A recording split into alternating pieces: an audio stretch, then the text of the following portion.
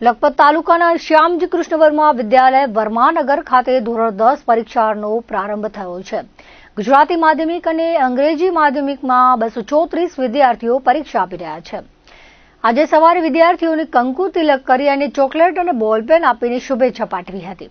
GMDC પાણદ્રોના HG Dave, Kutch lignite thermal power પ્રોજેક્ટના મુખ્ય ઇજનેર પીઆર પટેલ, લખપત તાલુકા પંચાયત પૂર્વ ઉપપ્રમુખ વિક્રમસિંહ સોઢા, એકતા વિકાસ સમિતિ પાણદ્રોના મંત્રી મહેશભાઈ ઠક્કર, પાણદ્રો ગ્રામ પંચાયતના પૂર્વ ઉપસરપંચ કુલદીપસિંહ ચાવડા, ગાયત્રી પરિવારના સભ્યો, નારાયણ સરોવર પોલીસ સ્ટાફ દ્વારા વિદ્યાર્થીઓને શુભેચ્છાઓ પાઠવી હતી।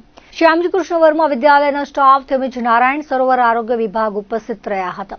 કોરિયાણી, કપુરાશી, કુલરા, મીઠિયારી, પાણદ્રો, નવાનગર, સોનલનગર, કાટિયા, મુડિયા ગામડાઓમાં આવતા વિદ્યાર્થીઓમાં ઉત્સાહ જોવા મળ્યો હતો।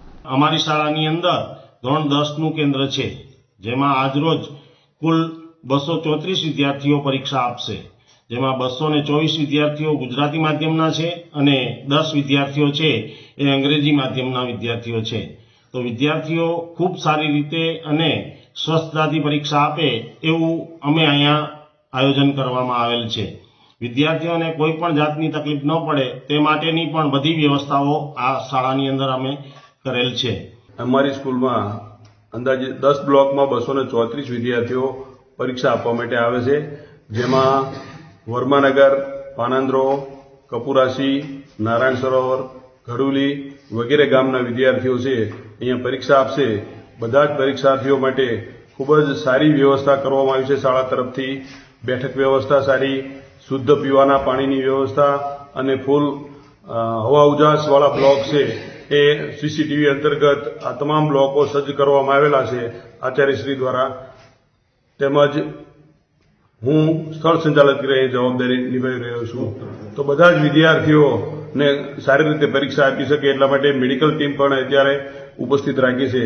આજે હું અહીંયા બોર્ડની એક્ઝામ દેવા આવી છું અને હું પાંદરો ગામથી આવી છું અને શ્રી હાઈસ્કૂલ શાળામાં હું અભ્યાસ કરું છું અને આજનો અમારો ગુજરાતીનો વિષય પેપર છે અને અમને ઉત્સાહ છે કે અમે આજે પેપર દેવા આવ્યા। અમારા શિક્ષકને આભાર માની અમને એટલી બધી તૈયારી કરાવી, અમને સપોર્ટ કર્યા કે તમે આગળ વધો, ખૂબ મહેનત કરો। અમારા વાલીના સપોર્ટથી, અમારા પરિવારના બધાના સપોર્ટથી આજે અમે અહીંયા ઊભા છીએ અને અમે અહીં પેપર દેવા આવ્યા છે। એટલે અમારા વાલીને વિનંતી છે કે અમને આગળ વધતા જોઈએ અને અમે ઉત્સાહ થાય કે હા, મારો દીકરો મારું નામ રોશન કરે છે અને આગળ વધે છે। અમારા શિક્ષકોએ બોર્ડની એક્ઝામ તરીકે અમને ખૂબ જ સપોર્ટ કર્યા છે હંમેશા અને અમને બહુ જ ઘડી નાખ્યા છે। બોર્ડ માટે અમે બહુ જ પ્રેક્ટિસ કરી છે। આજે મારું પહેલું પેપર છે તો થોડુંક એક્સાઇટમેન્ટ પણ છે અને થોડીક બીક પણ લાગી રહી છે, પણ અમારા ટીચર્સ અમારી જોડે છે તો અમને બીવાની જરૂર નથી। મુન્દ્રા સીકેએમ કન્યા વિદ્યાલયમાં ધોરણ 10ના બોર્ડના છાત્રોને કુમકુમ તિલક સાથે મોઢું મીઠું કરાવી છાત્રોને શુભેચ્છાઓ પાઠવી હતી। છાત્રોએ બોર્ડની પરીક્ષાના પ્રારંભે ગુજરાતી પેપરની પરીક્ષા આપી હતી।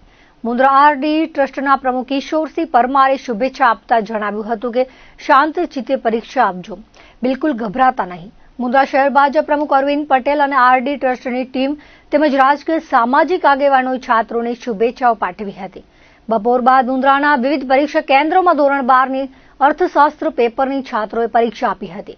મુન્દ્રા પોલીસ મથકના પીઆઈ એસએમ રાણા અને પોલીસ સ્ટાફે ધોરણ 12ની પરીક્ષા પૂર્વે શહેરની સેન્ટ ઝેવિયર સ્કૂલ પહોંચ્યા હતા। છાત્રોને ગુલાબનું ફૂલ આપી મોઢું મીઠું કરાવી છાત્રોને બેસ્ટ ઓફ લક કહ્યા હતા। પીઆઈ શક્તિસિંહ રાણાએ બોર્ડની પરીક્ષા પૂર્વે છાત્રોની ચિંતા ન કરવા અને પોઝિટિવ વિચારથી પરીક્ષા આપવાની શીખ આપી હતી। પોલીસ સ્ટાફના રવુભા રાઠોડ અને કિશન ભરવાડે પણ બોર્ડના છાત્રોને શુભેચ્છાઓ પાઠવી હતી। બોર્ડર રેન્જ સાયબર ક્રાઇમની ટીમે રાપર તાલુકાના ભીમાસર બટુકિયાની સીમમાં દરોડો પાડ્યો હતો અને ગુજરાતમાં પહેલી વખત મોટી માત્રામાં થતી નશાની ખેતી ઝડપી પાડી છે। અંદાજે 2 લાખથી વધુ છોડ વાવવામાં આવ્યા હોવાનું સામે આવ્યું છે। કાપણીની કાર્યવાહી આજે ચોથા દિવસે પણ યથાવત રહેવા પામી છે।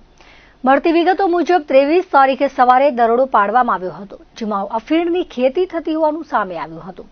અફીણને કાપીને ભરવાના હોય મજૂરોની મદદ લેવામાં આવી હતી, જોકે પોલીસની કાર્યવાહી અને નશો હોવાથી મજૂરો મળતા ન હોવાની પરિસ્થિતિ ઊભી થઈ હતી, જેથી બચાવ વિસ્તારમાંથી મજૂરોને ગોતીને લાવવામાં આવ્યા હતા।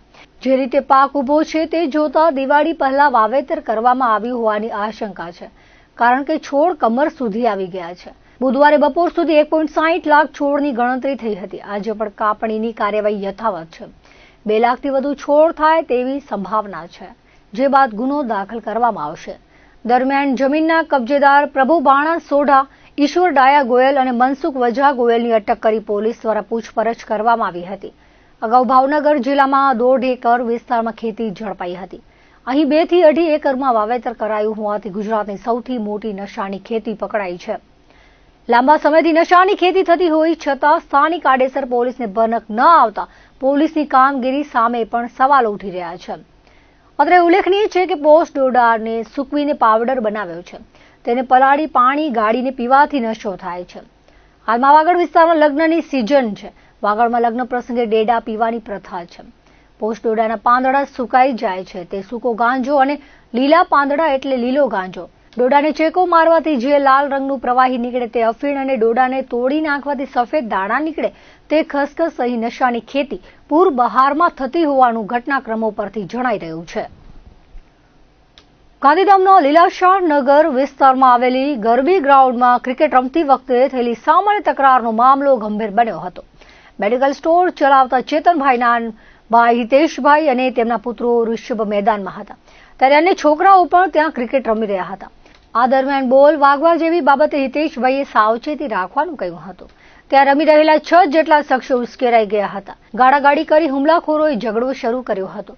વિવાદમાં લીલા રંગનું શર્ટ પહેરેલા હનીફ હાસમ નામના શખ્સે ઉશ્કેરાઈને હિતેશભાઈના માથાના ભાગે બેટનો જોરદાર ફટકો મારી દીધો હતો, જેના કારણે તેમને ગંભીર હેમરેજ અને ફ્રેક્ચર જેવી જીવલેણ ઈજાઓ પહોંચી હતી. પિતાને બચાવવા વચ્ચે પડેલા પુત્ર ઋષભ પર પણ શખ્સોએ હુમલો કર્યો હતો, જેમાં તેને માથામાં 5 જેટલા ટાંકા આવ્યા હતા. હુમલા બાદ લોહી લુહાણ હાલતમાં પિતા પુત્રને સારવાર માટે આદિપુરની ખાનગી હોસ્પિટલમાં ખસેડવામાં આવ્યા હતા, જ્યાં હિતેશભાઈની હાલત અત્યંત નાજુક હોવાનું જાણવા મળ્યું છે.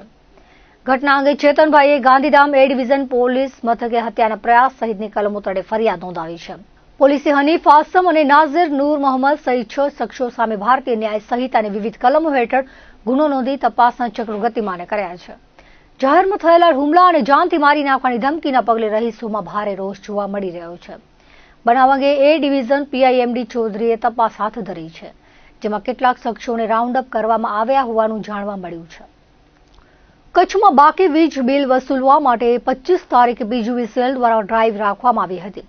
પૂર્વ અને પશ્ચિમ કચ્છના 32 સબ ડિવિઝનમાં 350 ટીમો મોકલવામાં આવી હતી. પૂર્વ કચ્છમાં 3.10 કરોડ અને પશ્ચિમ કચ્છમાં 3.30 કરોડ મળી 6.40 કરોડની વસૂલાત કરવામાં આવી હતી. પીજીવીસીએલ દ્વારા જણાવ્યું હતું કે બાકી વીજ બિલના નાણાં સમયસર ભરી આપવામાં આવે, અન્યથા કનેક્શન કાપવામાં આવશે. હવે ઓનલાઈન પણ વીજ બિલ ભરી શકાય છે. રાજ્યમંત્રી નીમુબેન જયંતિભાઈ બાંભણિયાએ નવરત્ન સીપીએસસી હેઠળ કાર્યરત સેન્ટ્રલ વેરહાઉસિંગ કોર્પોરેશનના કંડલાની મુલાકાત લીધી હતી. મંત્રીએ મુલાકાત લઈ લોજિસ્ટિક્સ અને વેરહાઉસિંગ ક્ષમતાઓની સમીક્ષા કરી હતી. લોજિસ્ટિક્સ ડ્રાઇવિંગ પ્રોગ્રેસના સૂત્ર સાથે કાર્યરત સંસ્થાની આધુનિક સંગ્રહ વ્યવસ્થા અને કન્ટેનર હેન્ડલિંગ પ્રક્રિયાનું નિરીક્ષણ કર્યું હતું.